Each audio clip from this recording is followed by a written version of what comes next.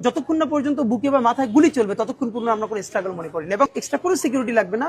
শুধু আমাদেরকে যদি কেউ গুলি করে মেরে ফেলে তাকে যেন ধরে বিচার করা হয়। ইনকিলাব মঞ্চের আহ্বায়ক শরীফ ওসমান হাদিকে গুলি করে হত্যার ঘটনায় চাঞ্চল্যকর সব তথ্য সামনে আসছে তদন্তে। গোয়েন্দা সূত্র জানিয়েছে, হত্যাকাণ্ডের মাত্র ১২ ঘণ্টার মধ্যেই দেশ ছেড়ে ভারতে পালিয়ে যায় প্রধান অভিযুক্ত শুটার ফয়সাল করিম মাসুদ। সর্বশেষ তথ্য অনুযায়ী মোবাইল ফোনের আইপি অ্যাড্রেস বিশ্লেষণ করে তাকে ভারতের মহারাষ্ট্রে শনাক্ত করা হয়েছে। সেখানে সে ভারতের রিলায়েন্স কোম্পানির একটি সংযোগ ব্যবহার করে যোগাযোগ রক্ষা করছে বলেও নিশ্চিত হয়েছে তদন্তকারী সংস্থাগুলো। তদন্তে উঠে এসেছে, এই হত্যাকাণ্ড ছিল সম্পূর্ণ পূর্ব পরিকল্পিত। গুলির ঘটনার পরপরই গুরুত্বপূর্ণ আলামত গায়েব করা হয়।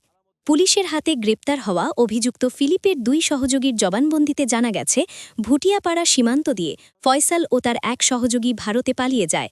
যদিও এখনও হত্যাকাণ্ডের প্রধান ২ অভিযুক্ত পলাতক, তবে পুরো কিলিং মিশনের নকশা স্পষ্টভাবে উঠে এসেছে তদন্তে। গোয়েন্দা তথ্য বলছে, চলতি বছরের জুলাইয়ে দেশে ফেরে ফয়সাল করিম মাসুদ নিষিদ্ধ আওয়ামী লীগ ও এর অঙ্গ সংস্করণের সঙ্গে যুক্ত কামাল, রুবেল ও মাইনুদ্দিনের সঙ্গে যোগাযোগ স্থাপন করে। এরপর ধাপে ধাপে এগোয় পরিকল্পনা। গত ৪ ডিসেম্বর রাতে বাংলা মোটরের ইনকিলাব কালচারাল সেন্টারে গিয়ে শরীফ ওসমান হাদির সঙ্গে ঘনিষ্ঠতা তৈরির চেষ্টা করে ফয়সাল। নির্বাচনী প্রচারণায় যুক্ত হওয়ার মধ্যে দিয়েই চূড়ান্ত করা হয় হত্যার ছক। ঘটনার দিন ভোর থেকে শুরু হয় শেষ প্রস্তুতি।